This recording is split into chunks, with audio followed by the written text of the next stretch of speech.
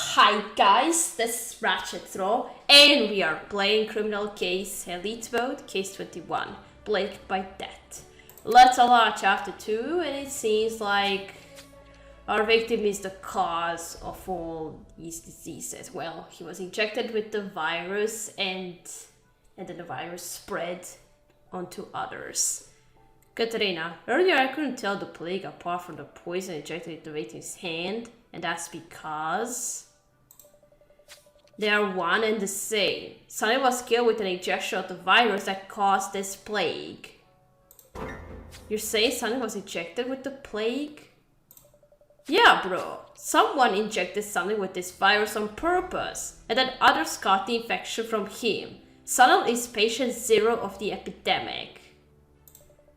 While studying this epidemic, we realized that something didn't add up. There were clear signs of artificial mutations induced by site-directed mutagenesis.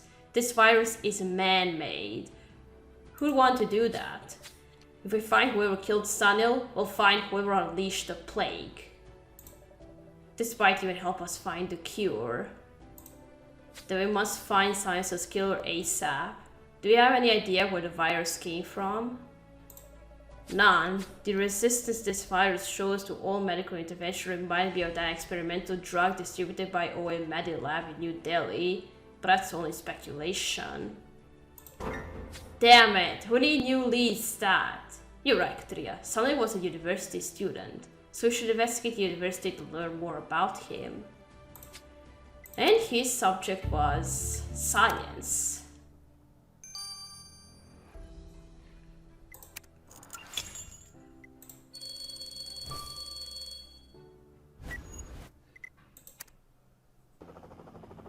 Well, imagine if the COVID was man-made and it didn't come from an animal.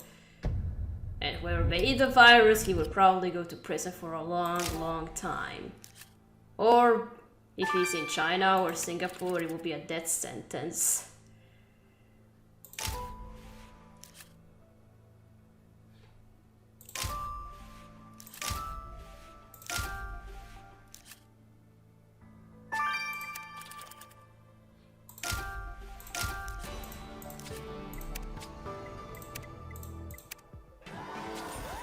What you got, Katerina? Your university computer? Great, there's bound to be information about Sunny on there. I'm sure you can crack the password. But be careful when you vacuum hair off that cushion, Katerina. It might be contaminated with the virus. Alright, safety first. I was putting on the gloves, imaginary gloves. Okay, let's collect the hair from the cushion.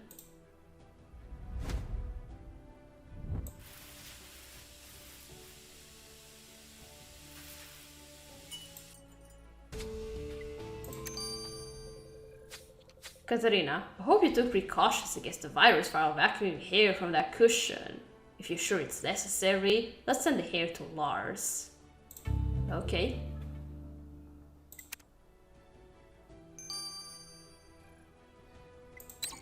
"24 hours.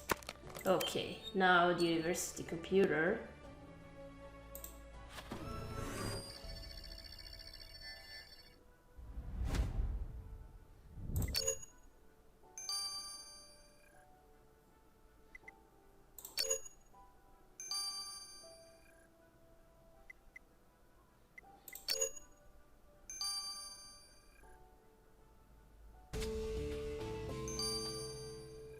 Okay, what do we have here? Looks like the computer you unlocked is displaying a list of the university's department heads. True, Katerina, we heard that the victim studies science. Let's see. The head of the science department is one Dr. Shweta Nurani. We should definitely talk to her. Oh. And then later you come up in conspiracy. Okay, let's go to her.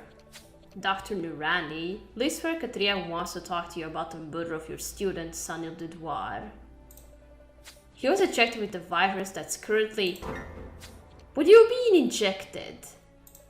Well, you see, the virus is man-made, and so You don't have to explain that part to me. I know it's man-made. I made it, and Sunny was my assistant.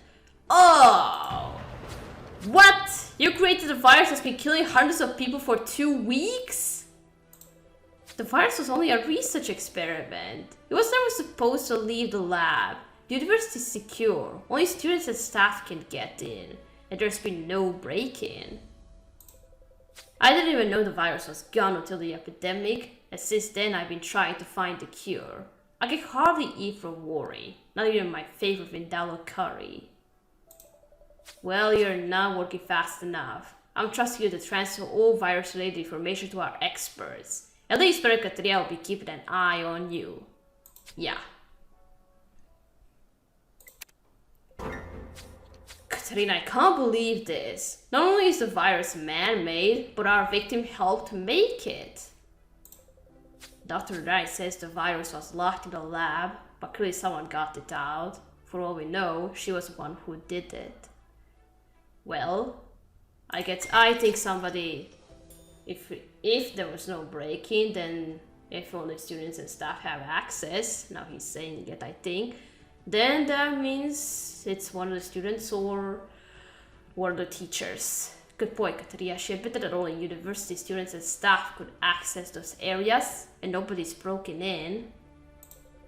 This means the killer has a university access badge. With you on the case, Katerina, I know soon they won't have access to anything but prison. A good deduction, Jack. What's this here about, and maybe whose hair is this? What a crafty virus. The variants have a helical head bound to an isosahedral. Dude, we know you're busy, but we are here about the hair. What? Your hair is fine, bro. The hair Katrina found on a cushion at university. Come on, talk to us and then we'll be out of your hair. Heh, alright. That hair, it was actually from a familiar source. I'm sure Katrina remembers Warren Goodfellow, the dude from the Rising Hope NGO. Huh? I get why this Warren might be in the area, given the epidemic. What's he doing at the Victims University? I agree, Katrina. We need to talk to him. Okay.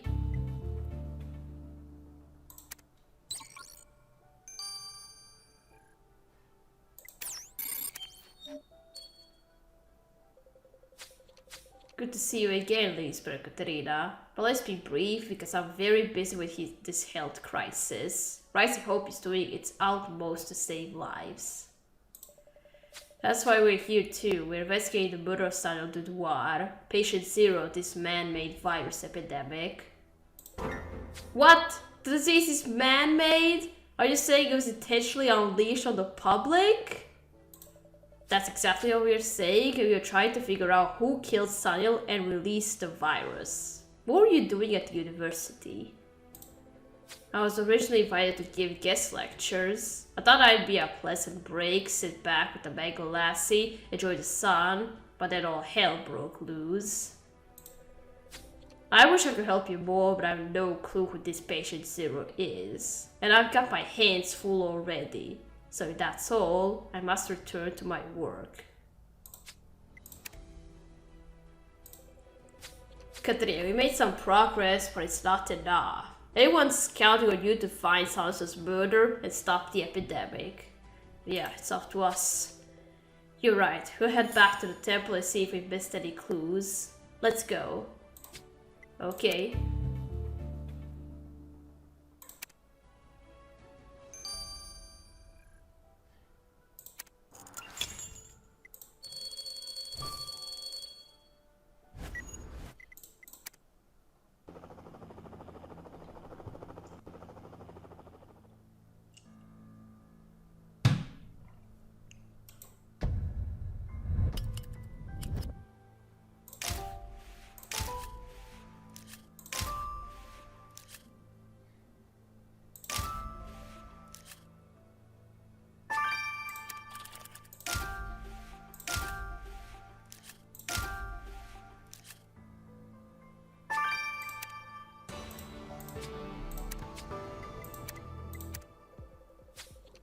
Eek, the garage pocket watch's got blood on it. Katerina, what if it's contaminated with the virus? I'm not touching it. Can you collect some blood instead? Well, I guess I'll put on my gloves again.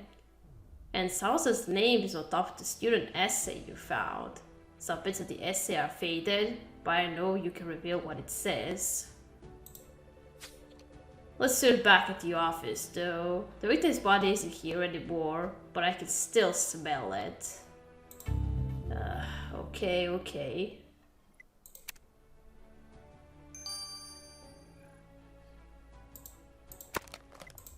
Alright, an essay.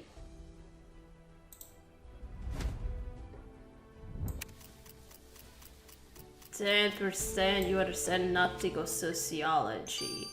Oh, so you failed the essay. The victim's essay found at the temple got a really low grade, 10%. Wow, harsh. And look at this comment. You understand nothing of sociology. You're right, Katerina. We know exactly which teacher wrote this because we met Silas's sociology professor before. Last we spoke, he praised Silent to the skies. Katerina, I couldn't help overhear your conversation. The comment is more than harsh. It's belittling, and it suggests serious underlying problems. I'd like to come with you to talk to this professor, Katerina. Great. You two talk to Ayush Patil, then get me afterward to tell me how it went. Okay.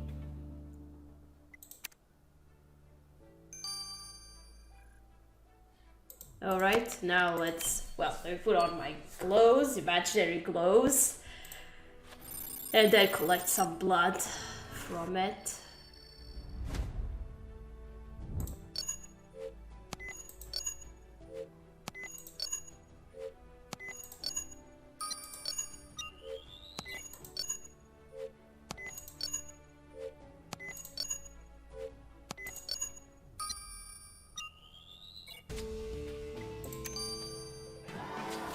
Good job collecting blood from the pocket watch you found in the temple, Katerina. I feel bad giving more work to Lars, but we gotta send this to him. Of course.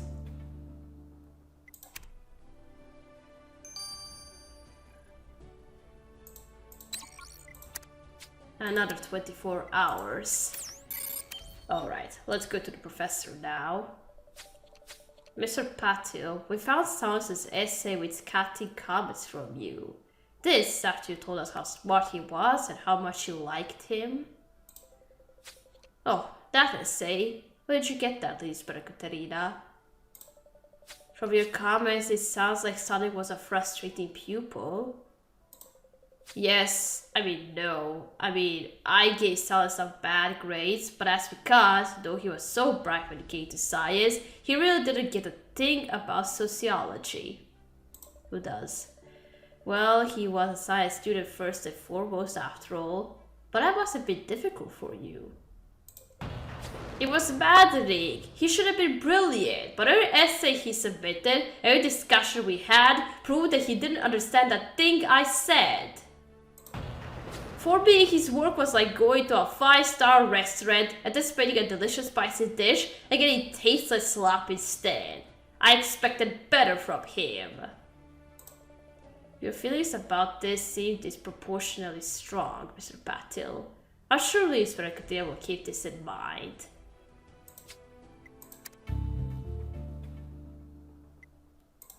Whose maybe blood is this, or it's just something else? Take a little virus, how I wonder what you are.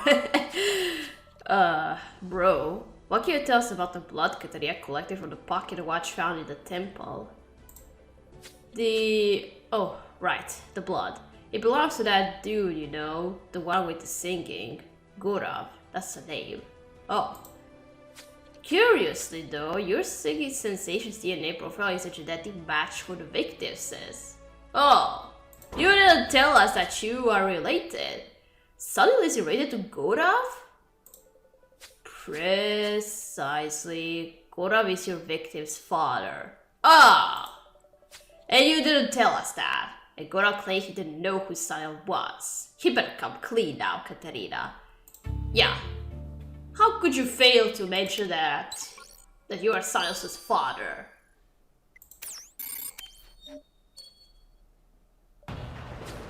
Goram, you lied to us. You said you didn't know Sanil, but you're actually his father.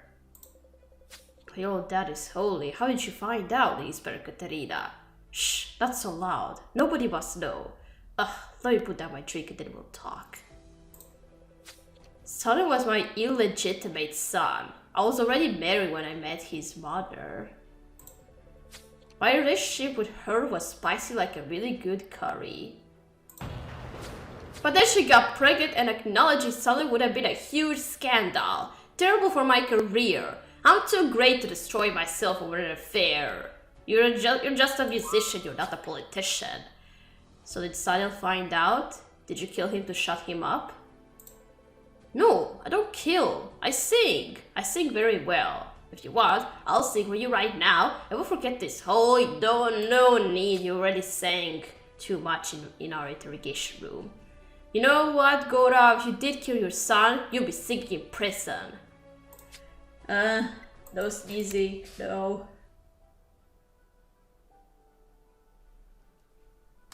Okay, my handkerchief's here, just in case. Katarina, have you found anything to help us with virus research? Not really. Not particularly. Gotta say, when they called the team to Bangalore to aid with this epidemic, I never thought it was caused by a man-made virus. Or that the brother of a university student would hold the answers to how the epidemic began. But if we find whoever rejected someone with the virus, we'll find whoever took the virus from the lab and unleashed it on the public. Dr. Nurani claims the virus was a research project which was never meant to leave the lab. But can we trust her word? I just hope you solve this case soon, Katrina, because Bro, hey, are you okay? I'm perfectly fine. Oh, no. Lars! Oh no, he got it. Right?